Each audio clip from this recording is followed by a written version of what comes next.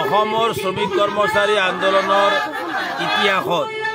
এয়া প্ৰথম ঘটনা আমি অন্তত প্ৰত্যক্ষ কৰিলোঁ যে দিনে ৰাতি এইৰকম একটা ধৰ্ণা কাৰ্যসূচী চলি আছে গুৱাহাটীৰ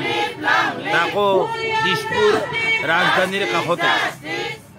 এই ধৰ্ণা কাৰ্যসূচীৰ মাজেৰে অঙ্গনবাড়ী কৰ্মী আৰু সহায়িকাসকলে তেওঁলোকৰ ন্যায্য প্ৰাপ্তিৰ দাবী আদায় কৰাৰ কথাটো